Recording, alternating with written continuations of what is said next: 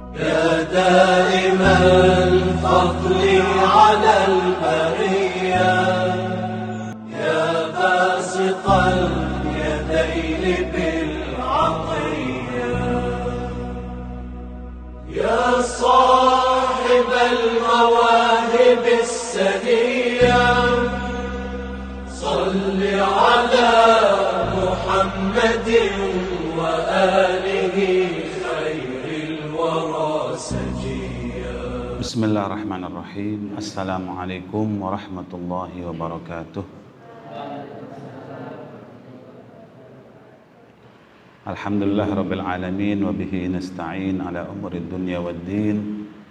Wassalatu wassalamu ala sayyidina Muhammadin wa ala alihi at-tayyibin at-tahirin wa ashabihi al-muntajabin al-mayamin. Anak-anakku yang dicintai oleh Allah Subhanahu wa taala, kemis-kemis sebelumnya kita bercerita tentang ujian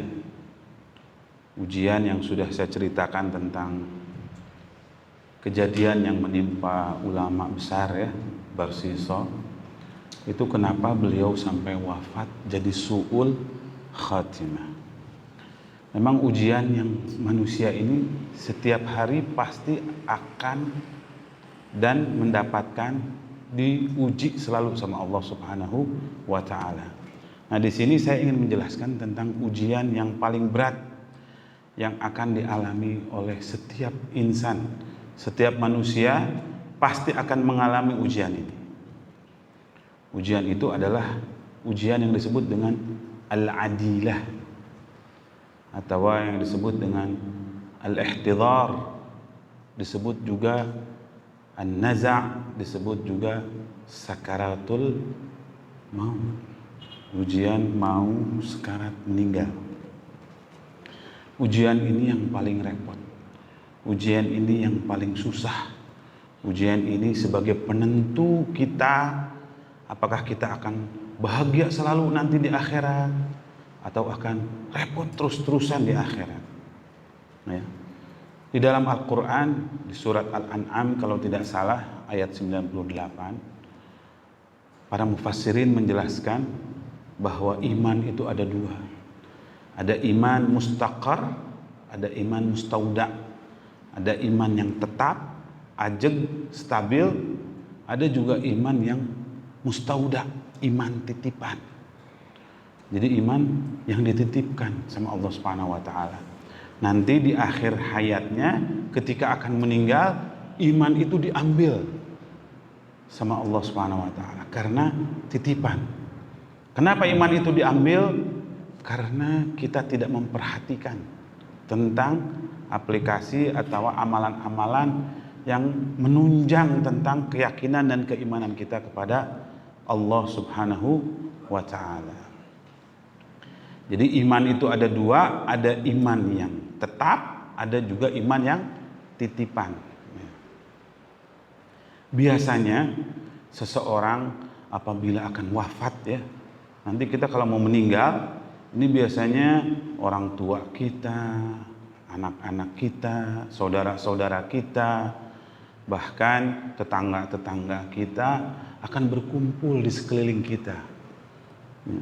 Tapi ini dalam keadaan normal ya, bukan dalam keadaan lagi musim COVID atau tabrakan atau yang lainnya. Ini keadaan normal, sakit-sakit biasa. Biasanya sebelum kita meninggal itu keluarga-keluarga kita, ibu kita, ayah kita akan kumpul di sekeliling kita.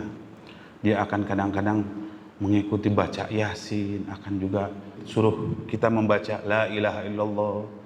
Kita juga disuruh tiduran al-ihtidhar ya. Tiduran al-ihtidhar itu apa?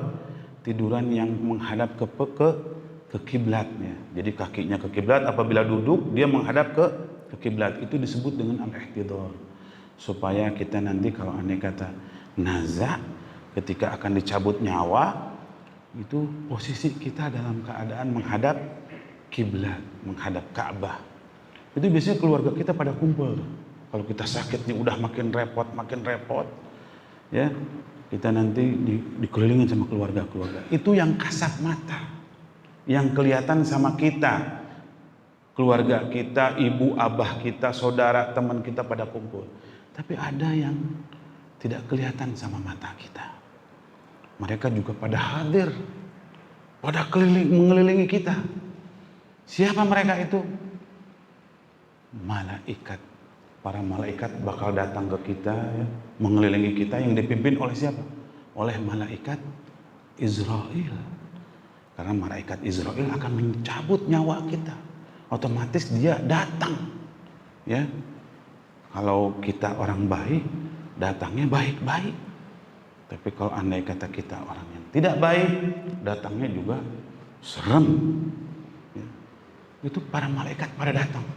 Ada juga satu makhluk yang tidak diundang sebetulnya, tidak ada kepentingan bagi kita sebetulnya, tapi makhluk itu datang, mendekati kepada kita, membisikin kita terus, mengganggu kita, agar kita pindah agama kita. Agar apa? Agar kita melepaskan keyakinan kita, melepaskan iman kita, agar kita apa? Kufur kepada Allah Subhanahu wa ta'ala. Makhluk itu bernama iblis atau syaitan.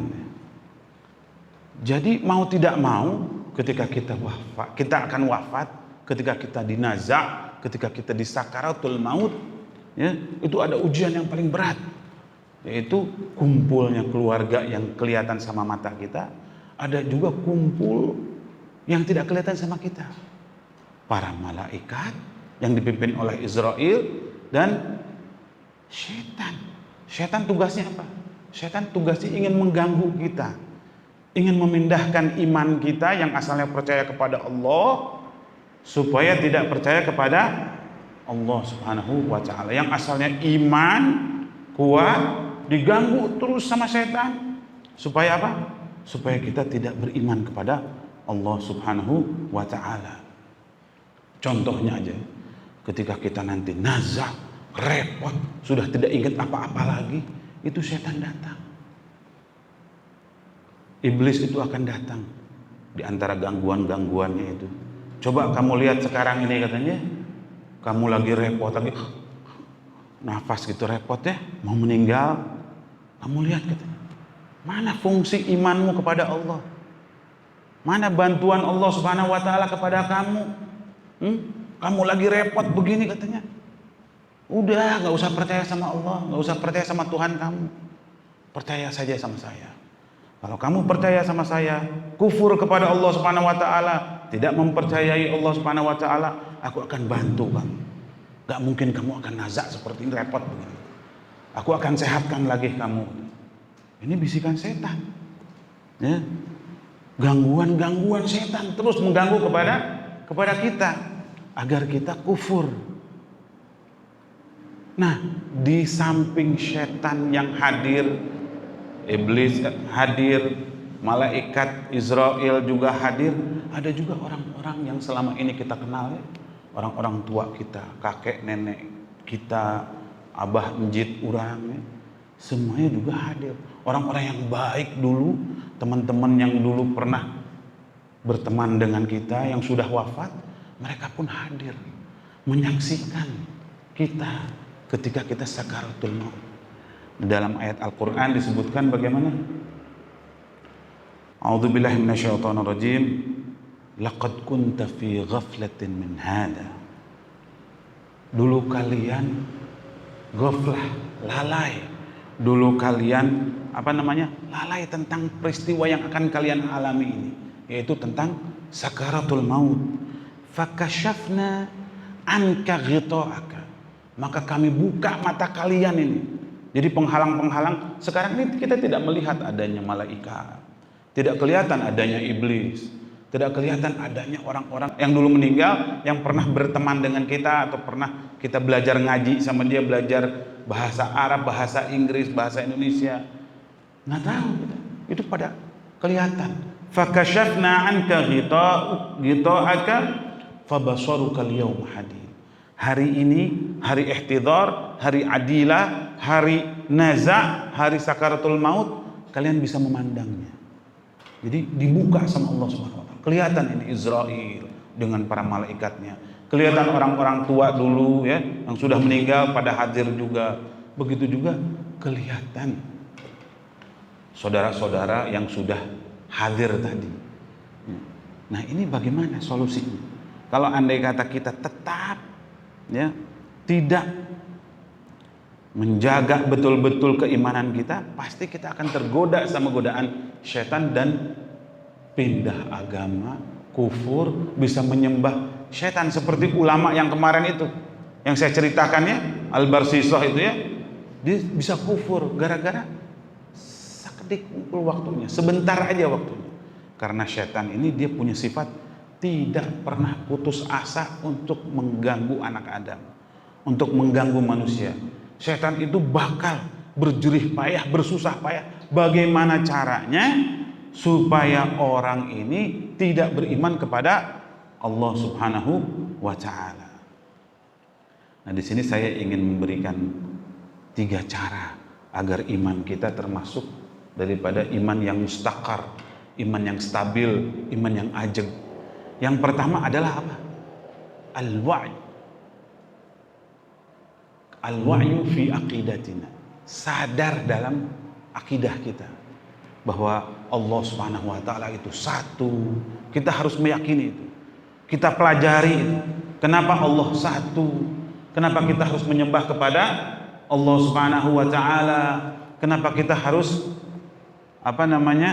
menuhankan Allah Subhanahu wa Ta'ala? Kita harus pelajari itu semuanya. Begitu pula kenapa kita harus mengikuti Nabi Muhammad, kenapa harus membaca sejarah Nabi Muhammad, kenapa kita harus jejak langkah pola hidup Nabi Muhammad itu harus ditiru sama kita. Dan begitu pula kenapa kita harus meyakini adanya hari akhir ya. Hari akhir, kenapa harus ada kiamat, kenapa harus ada hari penghitungan di akhirat nanti dan lain sebagainya. Jangan kita yakin masuk Islam karena pipiluan, karena mengikuti abah kita muslim, kita juga muslim. Abah kita iman, kita juga iman. Kumaha cek abah kita aja. Jangan, tapi kita harus pelajarin kenapa Allah itu satu ya. Kenapa Allah itu menciptakan surga dan neraka. Kenapa Allah mengutus Nabi Muhammad? Itu harus kita pelajari. Biar iman kita pasti akan kalah gangguan itu. Karena iman kita sudah mustaqar, sudah kuat, sudah ajeg, sudah stabil. Itu yang pertama. Jadi harus mempelajari kembali tentang kepercayaan kita kepada Allah Subhanahu wa Ta'ala. Yang kedua apa? Yang kedua adalah takwa. Menjalankan perintah Allah, menjauhi larangannya. Saya sering di sini menyebutkan ya, harus menjalankan perintah Allah dan menjauhi larangannya itu bagaimana? Contoh saya ingin membagi 3 ya. Yang pertama al-muwadhabah fis shalah. Kita harus menomorsatukan Allah Subhanahu wa Ta'ala. Jangan menomorduakan. Pertimbangannya setiap langkah apapun juga, pertimbangannya adalah Allah ridho sama kita apa enggak. Kalau Allah ridho, kita ikutin, kita laluin. Kalau Allah tidak ridho, jangan kita lakukan. Ya, kita harus memprioritaskan Allah Subhanahu wa Ta'ala agar nanti kita juga akan diprioritaskan sama Allah Subhanahu wa Ta'ala. Di akhirat nanti itu ada sebuah ayat bercerita di dalam Al-Quran. Di akhirat itu bagaimana? Ada orang-orang yang dulunya di sini matanya melek, belok, melihat jelas dan lain sebagainya. Tiba-tiba di akhirat dibangunkan dalam keadaan buta.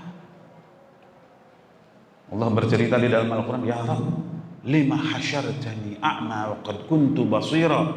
Ya Allah, kenapa engkau bangkitkan aku dalam keadaan buta, padahal aku dulu melihat. Allah menjawab, kadzalika atatka ayatuna fanasitaha wa kadzalika al-yauma tunsa.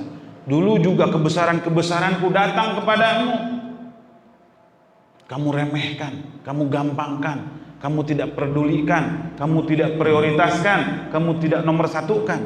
Wa kadzalikal yauma tunsa. Hari ini pun aku sepelekan kamu. Bayangkan kalau disepelekan sama Allah Subhanahu wa Ta'ala. Bisa repot kita. Itu yang pertama, kita harus memprioritaskan Allah Subhanahu wa Ta'ala. Yang kedua apa? Yang kedua, kita harus sering membaca doa. doa-doa ya yang diajarkan oleh Nabi Muhammad sallallahu alaihi wasallam. Di antaranya adalah doa di dalam Al-Qur'an, Rabbana la tuzigh qulubana ba'da id hadaitana wa hab lana min ladunka rahmah innaka antal wahhab. Ya Allah, ya Tuhan kami, jangan Engkau rubah hati kami untuk menyimpang setelah Engkau memberi hidayat kepada kami. Wa hab lana min ladunka rahmah, dan berilah kepada kami rahmat, kasih sayang. Innaka antal wahhab, sesungguhnya Engkau maha pemberi. Itu baca doa-doa seperti itu. Terus ada lagi doa apa? Ya muqallibal qulub tsabbit qalbi ala dinik. Wahai zat yang membolak-balikkan hati, tetapkan hatiku selalu beriman kepadamu. Agar apa? Agar nanti tidak berubah ketika kita fi sakaratil maut. Ya. Yang ketiga apa? Yang ketiga, pembagian takwa yang ketiga apa? Kita harus banyak sedekah. Ya. Hadis itu banyak bercerita as-shadaqatu tadfa'ul bala, sedekah itu menolak bala. Kita ada lagi, kalau andai kata ada yang sakit, dawu mardakum bis-shadaqah, obatilah orang-orang yang sakit di antara kalian dengan apa? Dengan sedekah, dengan sedekah. Kenapa? Padahal kalau menurut kedokteran nggak nyambung sedekah ngobatin yang sakit, nggak nyambung. Tapi ini adalah rahasia Allah Subhanahu wa Ta'ala. Ada juga hadis menyebutkan ya, di dalam perawinya adalah Tabari kalau nggak salah, atau At-Tabrani. Beliau menyebutkan bahwa barang siapa yang mampu, mempunyai bekal, mempunyai harta, dia harusnya haji tapi tidak berangkat haji, falyamut insya'a yahudiyan aw nasraniyan. Dia mampu, punya harta, punya tenaga, sehat badannya, tapi dia tidak pergi haji, padahal dia mampu untuk pergi haji, maka hendaknya dia mati Nasrani, Kristen atau Yahudi, mati kafir. Na'udzubillah min dzalik. Ya, jadi yang pertama itu apa? Yang pertama takwa itu pertama kita harus memprioritaskan Allah Subhanahu wa taala. Yang kedua apa? Yang kedua kita harus sering baca doa ya kepada Allah Subhanahu wa taala agar iman kita tetap stabil, ajeng. Yang ketiga apa? Yang ketiga adalah kita suruh banyak-banyak sedekah. Banyak-banyak sedekah supaya apa? Amal ini berpengaruh kepada kehidupan di dunia kita. Agar apa? Agar iman kita selalu kuat ya dengan amal-amal itu. Dan yang terakhir ya, pembagian cara yang terakhir, yaitu yang pertama tadi apa? Yang pertama adalah kesadaran berakidah kepada Allah Subhanahu wa taala. Yang kedua apa tadi? Yang kedua adalah takwa kepada Allah Subhanahu wa taala. Yang terakhir apa? Hubbu Muhammadin wa ali Muhammad. Cintailah Nabi Muhammad dan keluarga Nabi Muhammad. Kita harus mencintai Nabi Muhammad. Kita harus mempelajari sejarah Nabi Muhammad dari mulai sebelum lahir sampai beliau wafat. Cara beliau jalan kaki bagaimana, cara makannya bagaimana, cara berolahraganya bagaimana, pola bentuk cara-cara beliau melakukan menghadapi masalah bagaimana, itu kita harus tiru. Begitu juga dengan keluarganya. Sayyidina Ali bin Abi Thalib, Siti Fatimah, Sayyidina Hasan, Sayyidina Husain sebagai pemimpin-pemimpin pemuda surga. Ini di surga aja udah jadi pemimpin, apalagi di dunia. Kita harus pelajari betul sejarah-sejarah mereka itu, karena mereka ini adalah orang-orang yang nyaris tidak pernah salah, tidak punya dosa sama sekali. Nabi Muhammad ini adalah sebagai tolak ukur kebenaran, karena beliau adalah Al-Qur'anun Natiq. Beliau adalah Quran yang dapat berbicara. Kana khuluquhul Quran. Karakter Nabi itu adalah karakter Al-Quran. Jadi kita harus mempelajari betul gitu. Makanya nanti kalau andai kata kita mempelajari Nabi Muhammad, kita sering membaca sholawat kepada Nabi Muhammad ya, Allahumma sholli ala sayyidina Muhammad wa ala ali sayyidina Muhammad, sering nggak bisa tidur kita baca Bismillahirrahmanirrahim 21 kali, terus baca sholawat terus ya, Allahumma sholli ala Muhammad wa ali Muhammad, atau Allahumma sholli ala sayyidina Muhammad wa ali sayyidina Muhammad, terus di kasur kita taruhin tasbih, baca sholawat terus. Karena kita sering menyebut Nabi Muhammad SAW, selalu menyebut keluarga Nabi Muhammad Sallallahu Alaihi Wasallam. Ketika kita sakaratul maut, Nabi Muhammad akan hadir. Sayyidina Ali bin Abi Thalib akan hadir. Siti Fatimah Az-Zahra pun akan hadir. Sayyidina Hasan, Sayyidina Husain akan hadir. Ngariung jeung urangnya kumpul, kita melihat. Setan pun hadir. Malaikat Israel hadir. Tapi ini setan bisa balelol ngomongnya. Karena apa? Karena ada Nabi Muhammad sallallahu alaihi wasallam. Jadi tidak mungkin didengar ini setan. Karena kehadiran Nabi Muhammad ini memberikan apa? Motivasi kepada orang-orang yang sedang sakaratul maut, tambah percaya kepada Allah, tambah mencintai Nabi Muhammad sallallahu alaihi wasallam. Dengan demikian apa? Dengan demikian iman kita tetap mustaqar dan kita bakal wafat, ya, meninggalkan dunia ini dalam keadaan husnul khatimah. Nah, untuk tabarrukan ini ya, biar kita wafat nanti husnul khatimah, kita baca bareng-bareng ya. Baca bareng-bareng doa yang biasa digembar-gemborkan oleh Gubernur Jawa Timur. Siapa namanya? Khafifah Indar Parawansa. Kalau andai kata ada bala atau ada apapun juga, baca katanya qasidah ini. Apa? Li khamsatun udfi biha harrul wabail hatimah al-mustafa wal murtada wa benahuma wa fatimah. Aku punya 5 orang yang saleh yang dapat menghilangkan segala kesulitan aku, segala balai aku, segala cobaan aku. Siapa yang 5 orang itu? Al-Mustafa. Mustafa itu siapa? Nabi Muhammad SAW. Al-Murtadha. Siapa Al-Murtadha ini? Sayyidina Ali bin Abi Thalib. Terus wabnahuma, dan kedua anaknya. Siapa? Sayyidina Hasan, Sayyidina Husain, dan Siti Fatimah, ya. Kita baca bareng-bareng ya.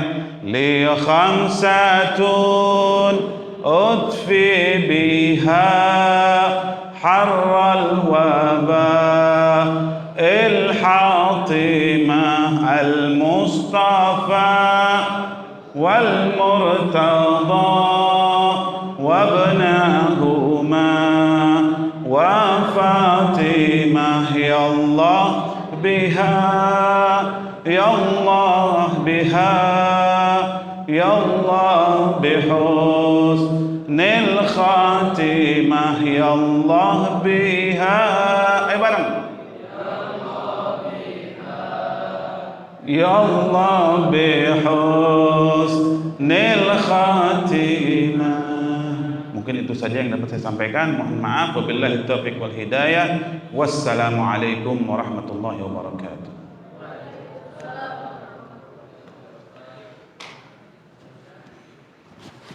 واغفر لنا